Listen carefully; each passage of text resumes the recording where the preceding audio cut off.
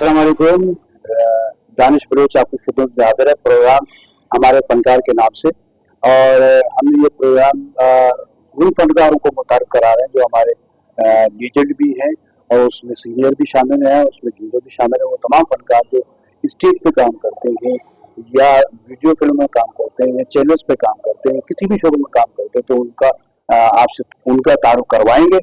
और आज हमारे साथ हमारे फनकार प्रोग्राम में मौजूद है स्टेज की बहुत ही senior, most senior director, producer, writer, director. इनके पास इतना टाइम नहीं होता, लेकिन फिर भी हमने इनसे रिक्वेस्ट की और ये आए, हमारे प्रोग्राम में शिरकत की, तो हम आपका तारुफ करवा देते हैं। नाज़रीन, हमारे सीनियर डायरेक्टर हैं मोहम्मद यूनुस मेमन साहब। जी यूनुस मेमन साहब, आपका बहुत बहुत शुक्रिया कि आप हमारे फनकार प्रोग्राम में तशरीफ लाए और अपना कीमती वक्त दिया। और सबसे पहले मैं आपसे ये सवाल करना चाहूँगा कि आप कहाँ पैदा हुए और कौन से सन में पैदा हुए, तालीम कितनी है आपकी, और आपको ये शोबिज़ में आने का शौक कैसे पैदा हुआ? दानिश बलोच साहब, शुक्रिया तो आप लोगों का कि जिन्होंने मुझे इस काबिल समझा और मेरा इंटरव्यू ले रहे हैं। कि आपका सवाल है कि मैं पैदा कहाँ हुआ, शोबिज़ में कब आया, तो मैं आपको बताऊं, मैं कराची में पैदा हुआ और शोबिज़ में मैं इस तरह आया कि एक इत्तेफाक जिसे कहते हैं ना, कि मैं तकरीबन कोई 14 साल का था, तो मैं अपनी नानी के घर गया, तो वहाँ फजर की नमाज के लिए जब मैं निकला तो मुझे रास्ते में जो है लियाकत सोल्जर और कौसर अली नारंजा मिले। उनसे बात करते हुए तो मैंने कहा कि मुझे बड़ा शौक है फंक्शन वगैरह देखने का, और ये जो ड्रामा एक्टिंग करने का शौक नहीं है, लेकिन मुझे देखने का शौक है। तो उन्होंने कहा कल आ जा। इस तरह मुझे कौसर अली नारंजा साहब जो है इब्राहिम अली भाई लेकर के वहाँ एक प्रोड्यूसर मिले, उनसे मिला और कहा कि ये जो है अपना मेरा भाई है छोटा और इसको शौक है ये देखने का ड्रामे वगैरह। ये तो बोला कि गेट कीपिंग करोगे, तो मैंने कहा जी बिल्कुल करूंगा। तो बोला कल आजम जी ऑडिटोरियम में आ जाना। तो मैं 1975 में मुझे कौशल साहब लेकर गए आजम जी हॉल में। फिर उसके बाद इब्राहिम अली भाई में जो है एक ड्रामा हो रहा था बारो वकीलिया आदम सुमरो साहब का, तो उसमें करेक्टर मुझे कहा गया, जो कहा कि फिट आ रहा है तेरे पे। तो मैंने कहा चलें ठीक है, लेकिन मुझे आता नहीं है कुछ भी। तो उसने कहा कि नहीं, इब्राहिम साजन साहब ने कि मैं सिखाऊंगा। आदम सुमरो साहब ने कहा कि यार ये छोटा है, ये क्या करेगा, ये बड़ा मुझ पे छोड़ हुआ। उन्होंने गेटअप किया और उसके बाद जो है मुझे स्टेज पे रेसल शुरू करा दी इब्राहिम साजन साहब ने। उसके बाद मैंने ड्रामा किया 1975 में, मालूम हो गया मेमनी ड्रामा। अब वो ड्रामा खत्म होते ही जो है गुलाम मोहम्मद मेघानी साहब की ऑफर आ गई। गुलाम मोहम्मद मेघानी साहब का ड्रामा आजम जी में अगला था हथेली में चांद, वो भी मेमनी था।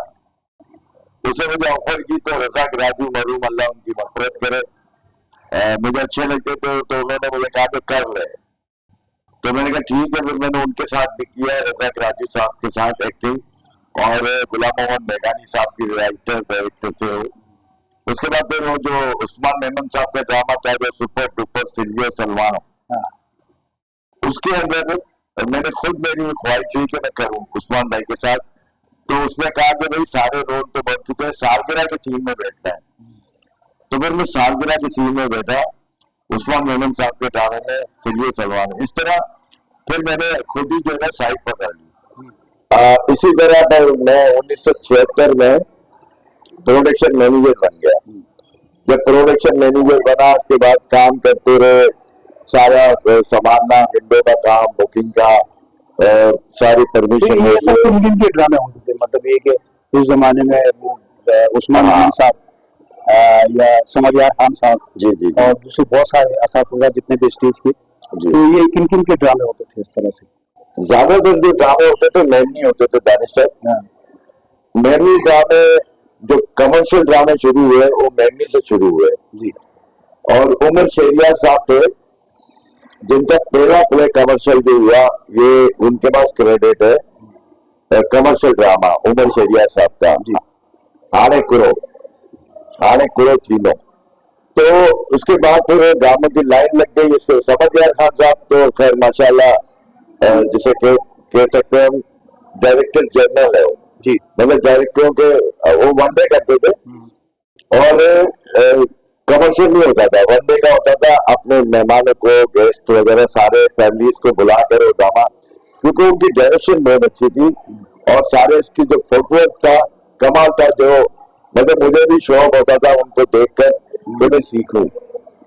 मैं उन्हीं के पीछे बैठता था, मेरे रूहानी उस्ताद कह सकते हैं आप, समझ गया खान साहब। तो जाहिर आखिरी लम्हात में मुलाकात हुई थी मेरी, तो उससे काफी चीजें सीखने को मिली। फिर अपना काम करते करते करते 79 के अंदर उमर शरीफ साहब आ गए, क्योंकि 76 में और 77 में ये ड्रामे चलते थे मोइन अख्तर साहब के जी। तो एक सीरीज चली थी पूरी मोइन अख्तर के नाम पर, मैं कैसे बताऊं मोइन अख्तर, इस तरह की 79। अच्छा, मैं उमर शरीफ साहब आए 79 में। अच्छा, तो ये 76, 77, 78 ये मोइन अख्तर साहब के कमर्शियल ड्रामे, जिसके डायरेक्टर मरीम सैयद फुरकान अहमद साहब होते थे। उसी दौरान फिर एक लड़का आया, उसने एंट्री मांगी, उसको एंट्री मिल गई, फुरकान साहब ने एंट्री दी। तो उसमें 2.5 घंटे का ड्रामा एक तरफ मोइन भाई का, और उसकी 5 मिनट की एंट्री पूरे ड्रामे को एकदम हाईलाइट कर दिया। तो बोले ये लड़का कौन है, इतना करंट है, पेरेंट है।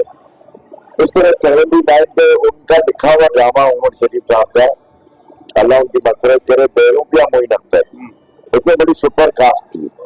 जावेद शेख भी थे, तलत इकबाल थे, लियाकत होल्डर, रज़ाक राजी, बैरोज संगवारी, इस्माइल तारा, मतलब बेशुमार ज़ेना शनाज, और ये सलमा जफर, मिल्मा गरज, बहुत से सुपर स्टार जिसे कहते हैं ना, ये सारे वहाँ मौजूद होते थे। और उसके बाद ये ड्रामा सुपर डुपर गया उमर शरीफ साहब का। ये वाहिद एक्टर है, कॉमेडियन है, जो एक दिन एक रात में मशहूर हुआ बेरूपिया मोइन अख्तर से 79 में। कमाल का रोल किया था उन्होंने।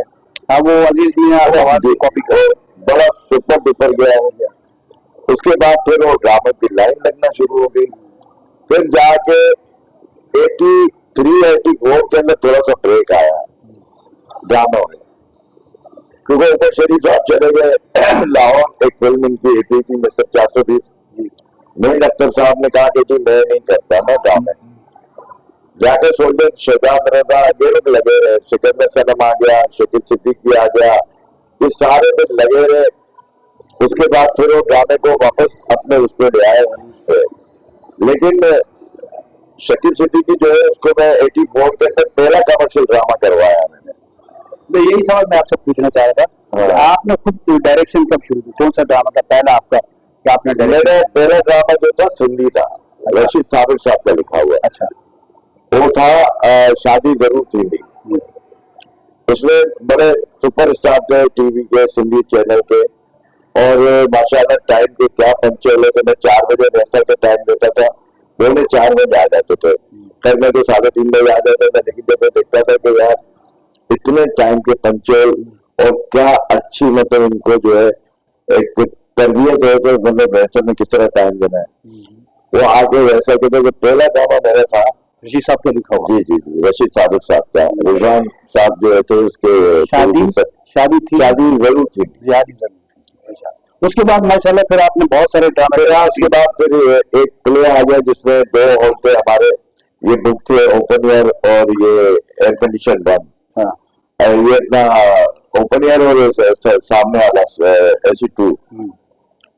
उसके अंदर फिर ये हुआ कि हमारे पास तो इतना वो नहीं था, तो जिस आर्टिस्ट प्रोड्यूसर ने बुक किया था वो आर्टिस्ट कुछ बाहर रह गए थे। अब उन्होंने मुझसे कहा कि क्या करें, हमें लिया ही नहीं उन्होंने। तो मैंने कहा चले ठीक है करते हैं कुछ। मैंने शकील सिद्दीकी को फोन किया, उसने कहा कि क्या करना है, हॉल पे है नहीं। मैंने कहा एयर कंडीशन 1 है, किराया उसका किराया बहुत है।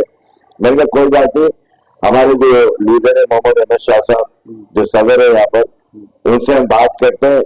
वो इस मामले में बहुत ही दिलेर आदमी है और दरवेश आदमी है, मना नहीं करेंगे हमें।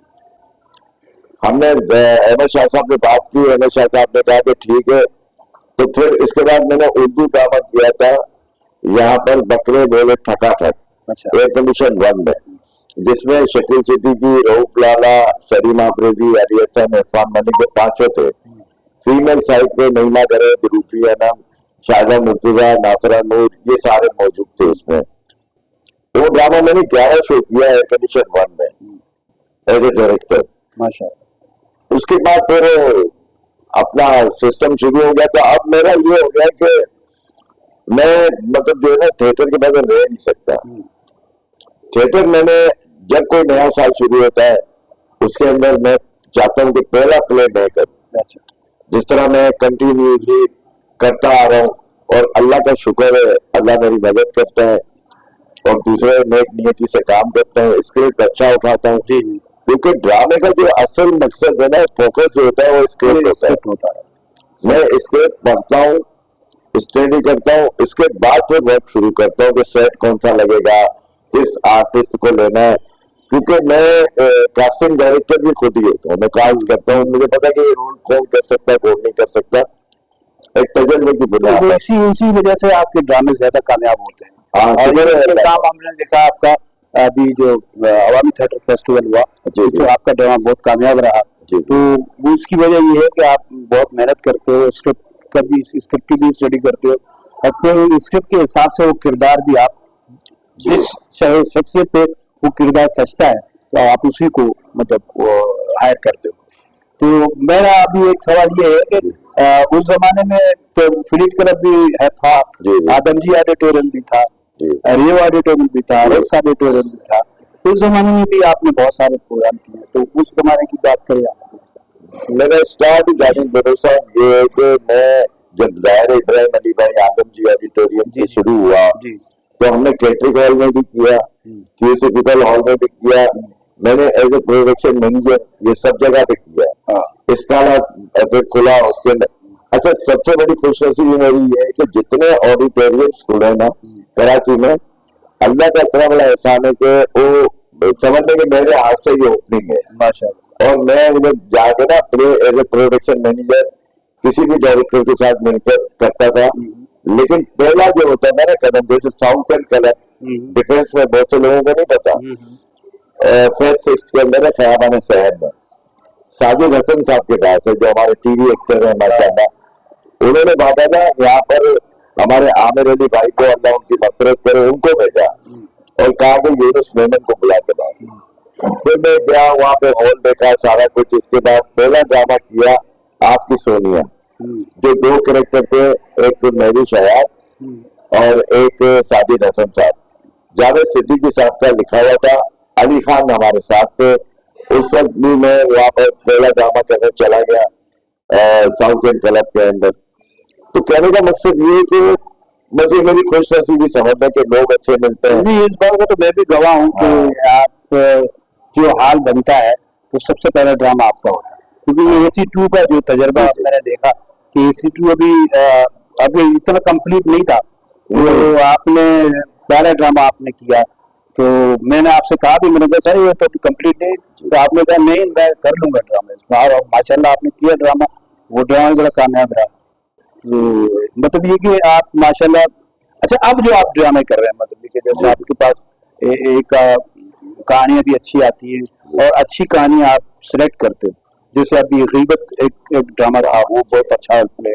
और उसके बाद मुमताज मेंशन जो है सीरीज एक चला रहे हैं आप, पार्ट 1 पार्ट 2। तो ये अब जो आर्टिस्ट आपके पास आ रहे हैं, अच्छा आप ये समझते हैं कि पहले जो आर्टिस्ट थे वो मतलब आपके साथ जिस तरह ताउन करते थे, अब भी आर्टिस्ट इसी तरह ताउन करते हैं या आर्टिस्ट कुछ और भी कुछ करते हैं? अरे अल्लाह का शुक्र है कि अल्लाह उनको खुश रखे। जितने भी आर्टिस्ट हैं वो इज्जत भी करते हैं और कॉपरेट भी करते हैं।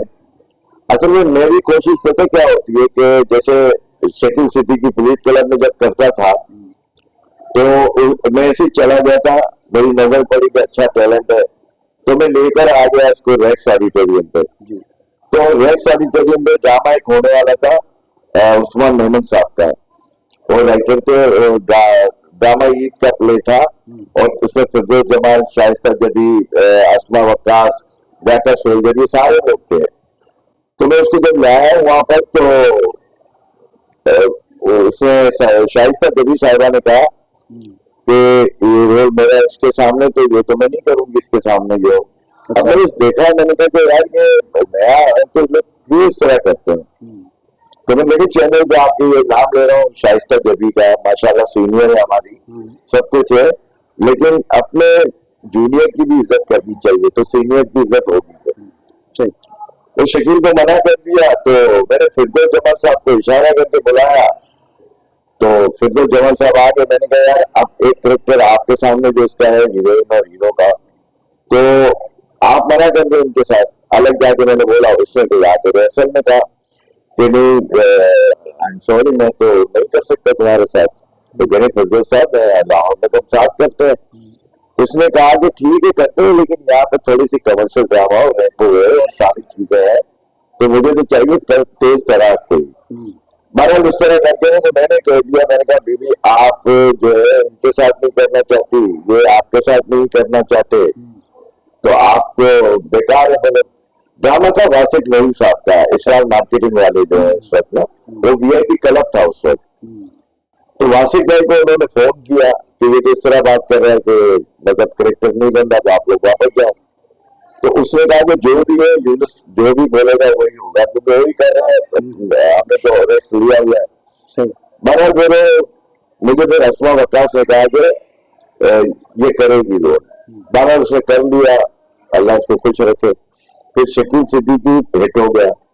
बराबर रियो के अंदर से फुरकान हैदर साहब आ गए, कह यार ये लड़का जो खरीद क्लब से आया बंदे का, ये सुना बड़ा अच्छा कर रहा है। मैंने कहा जी बिल्कुल आई रहे थे।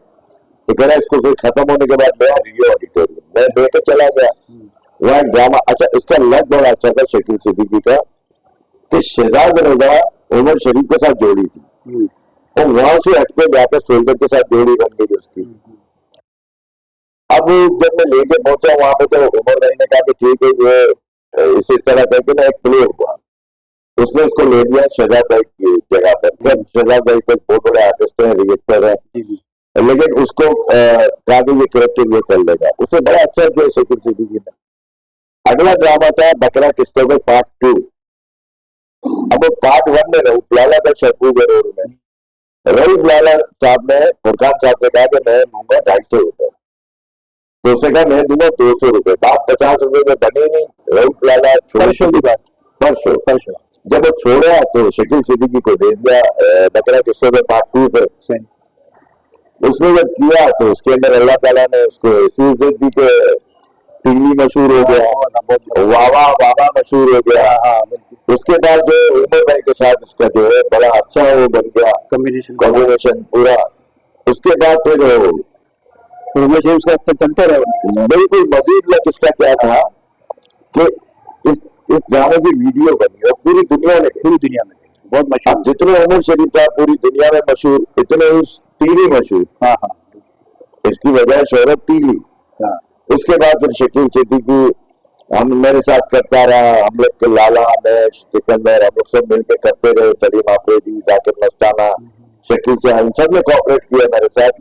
इस सारे हम करते रहे और अल्लाह ताला यहाँ तक लेकर आया कि क्योंकि मुझे 1975 से लेकर 2025 अभी शुरू हुआ है और मुझे पूरे 50 साल हो माशाअल्लाह अल्लाह के फजल करम से रनिंग काम करते। तो इतने बादशाह में आपने अंदाजन कितने ड्रामे किए होंगे? नहीं दानिश भाई साहब, अल्लाह जानता है, मुझे नहीं मालूम, मुझे गिनती नहीं पड़ी। मैं बाबा का बोल दूं जी 800 किए, 50,000 किए। मुझे जो मतलब कंटिन्यू का मतलब क्या हुआ कि कोई नहीं आता, आप गिनती रखते ही नहीं, और इसमें पूरे पाकिस्तान में किया। हाँ, अच्छा, कराची के अलावा भी? हाँ, पूरे सिंध में, पाकिस्तान में, हमने मुल्तान में किया था, वकील फारूकी साहब और मैं। हमने जब किया तो हमें निशान आप कौंसिल का अवार्ड मिला था। माशाअल्लाह, निशान आप कौंसिल का अवार्ड कभी नहीं मिला, मुल्तान आप कौंसिल का निशान आप कौंसिल का अवार्ड मिला। हाँ, हालांकि काम मैंने किए, अल्लाह का बहुत बड़ा ऐसा नहीं, मैं मेरे से कोई कमांड नहीं है, मैं आज भी स्टूडेंट हूँ, सीखता हूँ सब हर चीज जो है ना, ये जो हमारे थ्योरी पढ़ने वाले बच्चे हैं उनसे भी सीखता हूँ, प्रैक्टिकल वालों से भी सीखता हूँ। अब आप देखें ना कि ये जो एयर कंडीशन 2 का जिक्र किया, जी जी, OD2 कहते हैं आज, तो ये जब मैंने प्ले किया था तलाक से तौबा, ओपन एयर में बिल्कुल नई कास्ट को लेकर, कोई इसमें हिट किया मशहूर एक्टर नहीं था। वो गाना अच्छा चला गया क्योंकि कम्युनिटी बेस पे था, तो कम्युनिटी के लोग आ गए। जब हाउस का खत्म हुआ 3 दिन का ड्रामा, तो मुझे अहमद शाह साहब ने कहा गया बड़ा अच्छा गया तेरा प्ले, तो यहाँ किया कर हर 3-4 महीने में। तो मैंने कहा सर मैं ये करना चाहता हूँ, ये सामने वाला हॉल 2013 में ये कंस्ट्रक्शन बिल्डिंग बन रही थी, 14 के अंदर मैंने इनसे कहा कि ये हॉल चाहिए, तो उन्होंने कहा ये तो कुछ भी नहीं है। तो मैंने कहा खड्डा जो है वो मुझे चाहिए ना ईद में प्ले करने के लिए, क्योंकि 2 ये हाल होके, तो उन्होंने कहा तू करेगा क्या, ये तो पूरा मच्छरों से भरा हुआ है, सरिये लटक रहे हैं, पानी पूरा भरा हुआ है खड्डे के अंदर, और तू दीवारें नहीं है, कुछ नहीं है, और 7 दिन रह गए ईद के प्ले में, तो तू करेगा क्या। मैंने सर आप मुझे दे रहे, उन्होंने कहा दिया, शाह साहब ने दे दिया, अल्लाह उनको सलामत रखे। मैंने कहा ठीक है। अब उसके बाद मैंने शकील सिद्दीकी को एक मिस कॉल मारी, वो था हमारे पड़ोसी मुल्क में, अच्छा, तो उसे रिंग किया मुझे 1 मिनट के अंदर, कहा कि हाँ जी बस बोल। मैंने कहा कि भाई वो बात ये है कि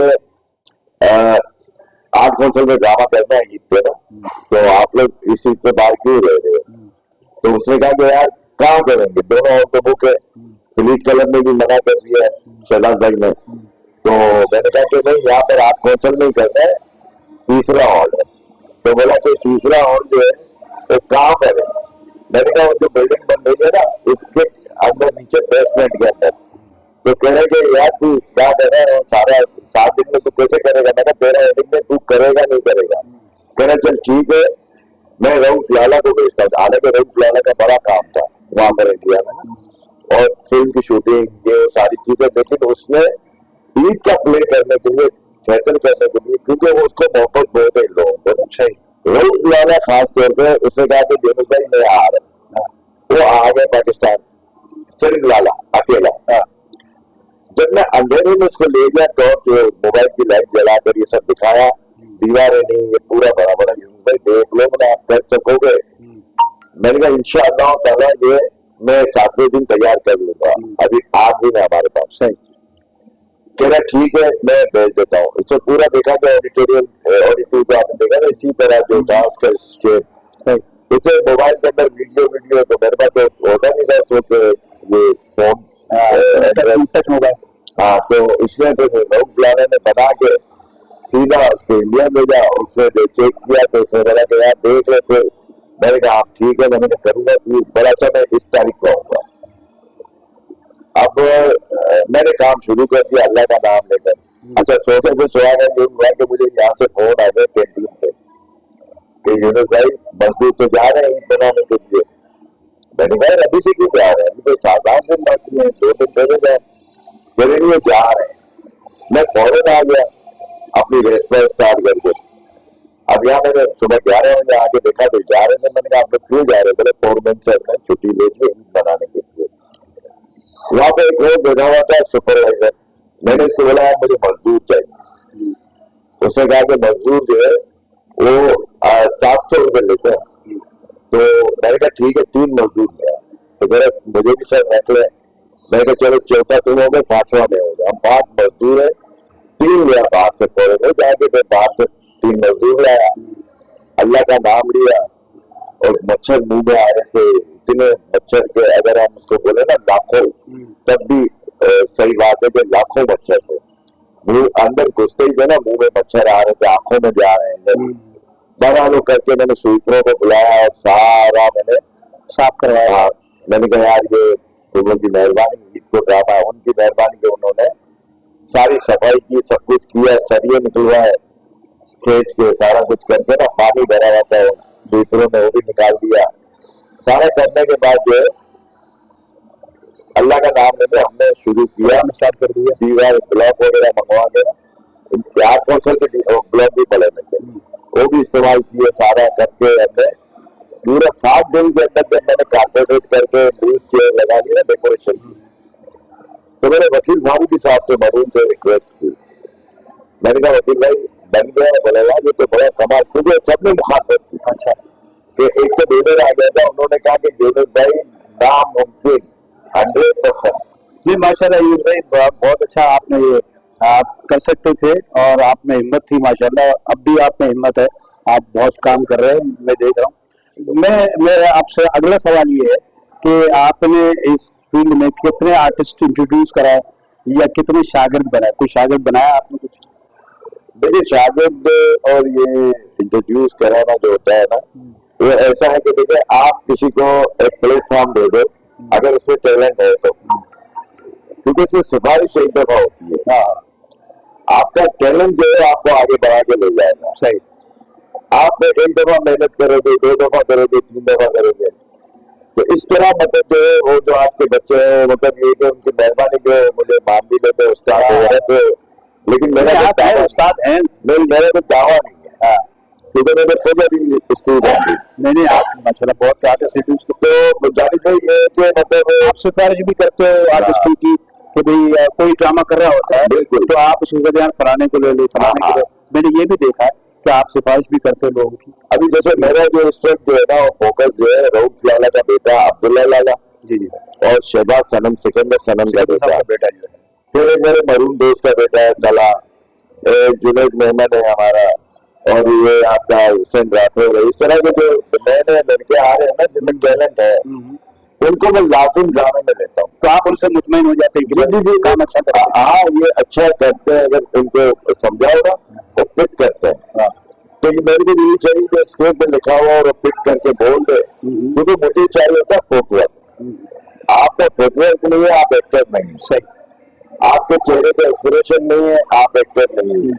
देखिए आंखों का भी एक्टिंग होता है। हाँ बिल्कुल, पूरे जिस्म है। हाँ, पूरे जिस्म की बातचीत जो है उसको बतानी बनती है, क्योंकि सबसे पहला जो जिसे कहते हैं ना स्टेज का पहला कलमा का वो है फुटवर्क। सही, उसके बाद आपकी डायलॉग डिलीवरी। आपको डायलॉग देख कर ये वजन लगाना कि डायलॉग का कितना वजन है, इसको किस तरह विस्पर बोलना है, थ्रो करके बोलना है, इसकी वेरिएशन देनी है आपने। क्योंकि एक डायलॉग के 3-3 मायने बन जाते हैं। आप देखें ना, एक एक्सप्रेशन से, वेरिएशन से। अगर एक जुमला है चलो, तो मैं बोलूंगा चलो चलो चलो। यूसुफ मेमन साहब, आपसे मैं ये सवाल करना चाहूंगा कि आपने माशाल्लाह 50 साल आपके हो गए काम करते हुए। इन 50 साल के दौरान बहुत सारी परेशानियां, बहुत सारी मुश्किलात आपने देखी होंगी, और कभी ऐसा भी होगा कि आपको कोई ऐसा दुख मिला हो या किसी से कोई ऐसी बात हो गई हो तो आपने ये सोचा हो कि यार मैं क्यों इस फील्ड में आ गया, मैं इसको छोड़ दूं तो अच्छा है। तो इस किस्म का कभी कोई ऐसी बात हुई है आपके साथ? सर मैं दानिश साहब, ये तो इंसान ही है, तो जिंदगी में जब आता है तो जाहिर है अप एंड डाउन तो आता ही है सब कुछ, लेकिन इसमें आपका विल पावर होना चाहिए। मैंने कभी हिम्मत नहीं हारी है, और लफ्ज परेशानी का जो है ना, ये हजरत अली का कॉल है कि आपकी परेशानी आप डिस्कस करोगे तो बढ़ेगी, अगर आप वहीं रुक जाओगे तो फिर वहीं रुकी रहेगी। लेकिन उस परेशानी में आप शुक्र है अल्हम्दुलिल्लाह कहोगे, वो खुशी में तब्दील हो जाएगी। ये मेरी आत्मा की बात है। तो अल्लाह का शुक्र हमेशा करें, जो देखने वाले लोग हैं इस पे अमल करेंगे, आप अल्लाह का शुक्र अदा करेंगे, आपको कभी परेशानी नहीं आएगी। लोग कहते हैं ना पैसा जोड़ के रखो, वक्त में बुरे वक्त पे काम आएगा। सर ये बताइए कि फुरकान हैदर साहब माशाल्लाह मशहूर डायरेक्टर स्टेज के, बाबा स्टेज कहलाते, तो उसके बाद हम आके तो मोइन अख्तर साहब जो हमारे लीजेंड आर्टिस्ट थे, फिर उमर शरीफ साहब वो भी एक लीजेंड, तो उनके साथ तो बहुत काम किया आपने। उनको कैसा पाया आपने, किस तरह की शख्सियत है उनको? इन सबको माशाल्लाह मैंने बहुत अच्छा पाया, क्योंकि सारे ही अच्छे लोग, और अल्लाह ताला उनके जन्नत के फिरदौस में जगह हैदर साहब है, मोइन अख्तर साहब, उमर शरीफ साहब, रायता शरीफ, सिकंदर सनम, ये जितने भी जो है मरूमीन है, इन सबके साथ काम किया। समझ यार खान साहब, सब भी अल्लाह मग़फ़िरत करे। मेरे साथ बड़ा अच्छा रवैया था उनका, इसलिए कि मैं किसी काम का मौका नहीं देता था कि कोई बात पे वक्त निकल जाए, बात रह जाए। मैं ये नहीं कि वक्त पे अपना काम करता था जो लोग बताते थे। और आज भी मेरा यही स्टाइल है कि जो मेरे साथ मेरे जूनियर है वो भी काम करते हैं, वो भी अच्छे लोग हैं, सारे कॉपरेट करते हैं, तो सारे ही मतलब अच्छे हैं। जब आप अच्छे हो तो सब अच्छे हैं। फैमिली में आपके सारे खुश हैं कि आप इस फील्ड में काम कर रहे हैं? खुश है? ये अपना दानी भरोसा मेरे वालिद खिलाफ थे। अच्छा। मेरी माँ मेरी फेवर में थी। अच्छा। तो मुझे तो घर से भी निकाल दिया था 11 साल की 12 साल की उम्र में। मैं अपनी नानी, अभी मैंने जिक्र किया था ना कि मैं अपनी नानी के घर गया। अच्छा। तो वहाँ मुझे मिल जाता सोल्जर तो मेरे बाप ने निकाल दिया था मुझे घर से। मैं रात को 2:30 गया तो मुझे निकाल दिया। उसके बाद फिर जो मेरी माँ की सपोर्ट और नानी की सपोर्ट से फिर मैं शोबिज़ में चला गया। अब बच्चों की बात करेंगे, बच्चे खुश हैं आपके जो? अच्छा, ये जो औलाद है कि आपके जो इसके अंदर ये है कि मतलब जाहिर है कि एक एहतराम है बाप का। और मैं आज से जो हूँ 50 साल हो गए जब ये पैदा भी नहीं, शादी भी नहीं हुई। तो शादी को भी अल्हम्दुलिल्लाह 6 जनवरी को मेरी सालगिरह हुई है, एनिवर्सरी, शादी की सालगिरह तरीके से माशा। तो वो भी अल्लाह की बंदी, बहुत अल्लाह ताला उसे सलामत रखे, बहुत अच्छी है। बच्चे मेरे 5 हैं, 2 बेटियां 3 बेटे, 4 बच्चों की शादी कर दी मैंने, 2 बेटियां 2 बेटों की। अल्लाह का शुक्र है। अभी एक रह गया, वो भी इस शोबिज़ के अंदर सिंगर है। आप कौन सा पूछना चाह रहा था कि कोई बेटा है आपका इस फील्ड के अंदर? हाँ, लेकिन वो सिंगर है। और एक्टिंग का शौक नहीं। जी। और यहीं पे मोहम्मद अहमद शाह साहब ने उसको मेंबर बनाया, अब्दुल बुखारी साहब ने और इन्होंने। तो आज यहाँ कौंसल का मेंबर है मेरी तरह, और सिंगिंग भी करता है। लेकिन अगर खुददार आदमी, अच्छा, वो कहता है कि अगर मुझे नहीं कहेंगे आर्ट काउंसिल वाले भी तो मैं नहीं आऊंगा यहाँ, सिर्फ वोट डालने आऊंगा, बाकी काम करने के लिए बुलाएंगे तो आऊंगा। लेकिन आपके चैनल पे कह रहा हूँ, मेरे बेटे की फेवर में एक खुददार है। जी। एक पर्सनल जाती सा सवाल कर रहा हूँ, तो वो ये है कि इस फील्ड में आपको 50 साल हो गए माशाल्लाह, आपने बहुत सारे आर्टिस्टों के साथ काम किया, खासतौर पर मैं फीमेल आर्टिस्टों की बात कर रहा हूँ। तो जाहिर है फीमेल आर्टिस्ट सब साथ में होते हैं, तो किसी के साथ थोड़ी सी उनसियत भी हो जाती है, किसी के साथ थोड़ी सी मोहब्बत भी। तो इस तरह का कोई इश्क फरमाया आपने, कोई इस तरह कोई मोहब्बत हुई किसी के साथ? असल में ये इश्क वाली जो बात है ना, ये मुझे शुरू से जो है एक कुदरती बात है कि मैं बात जो है ना, 2 चीजें जो है बचपन से शौक नहीं है, जिसके लिए अगर कोई बात निकलती है तो क्योंकि दोनों नाम मानना नहीं चाहिए। सही। तो मैं कहता हूँ यार, मस्जिद में मेरे हाथ में ना हाथ है, सर पे रखते, मुझसे पूछते 2 चीजें कौन सी है, तो मैं खुला कहता हूँ कि मुझे बचपन से आज तक शौक नहीं है खाने का और पैसे का, क्योंकि दोनों चीजें नामुमकिन है, इसलिए मैं उसकी बात करता हूँ, अल्फिया ध्यान दे सकता हूँ। बाकी इसकी बात है तो इसी तरह औरत से भी मैं हमेशा दूर रहा। अच्छा। जब मैं शोबिज़ में गया स्टार्ट करने, तो मैं बहन जब बोलता था ना किसी को, तो मुझे बहुत से लोग डांटते थे, यार ये तो फला उस जगह की ये वो, आप क्यों बोलते हो बहन और ये ना, तो मुझे अजीब लगता था यार। तो क्या हुआ, दोस्ती वगैरह चीजों में तो आप नहीं कर, किसी लड़की ने आपसे कहा हो कि मैं आपको पसंद करती हूँ, आपको जान? ऐसा एक हुआ और जिससे मेरी जिंदगी बदल गई। मेरी मोहसिन है, एक आर्टिस्ट थी, उससे मुझे ज्यादा तरबियत की, मुझे PACC में दाखिला दिलाया, मुझे 9-10 का इम्तिहान कहा कि ये बैठो इम्तिहान के अंदर, फीस भर के आ गई, बोर्ड के इम्तिहान की और सारा कुछ करके। वो एक ये लड़की थी और शोबिज़ की सुपरस्टार थी हमारी स्टेज की।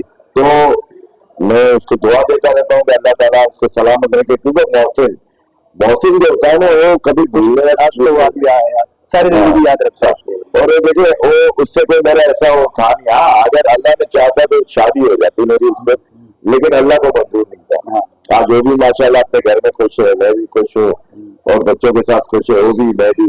तो ये सारी चीजें कि इश्क और मोहब्बत के चक्रों में आज तक नहीं पड़ा, क्योंकि मुझे भरोसा नहीं। सच्ची बात है, हमारी शोबिज़ की औरत पे भरोसा नहीं है।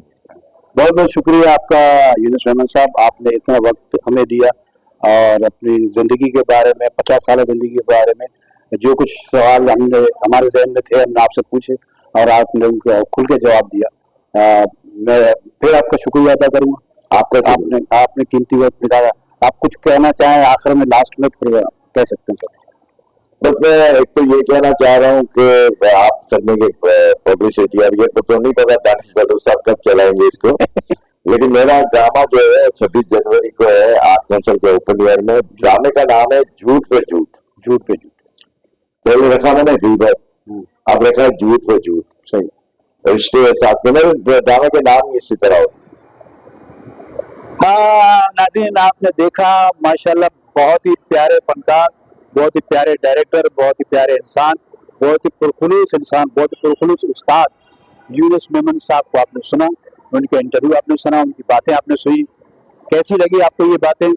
अपने कमेंट्स के जरिए में आगे कीजिए कि आपको ये प्रोग्राम कैसा लगा। इसके बाद एक और फनकार भी हमारे साथ हैं, लेकिन हम उसको बाद में आपको मुतारिफ करवाएंगे। उस वक्त के लिए दानिश बलूच को दीजिए इजाजत। अल्लाह।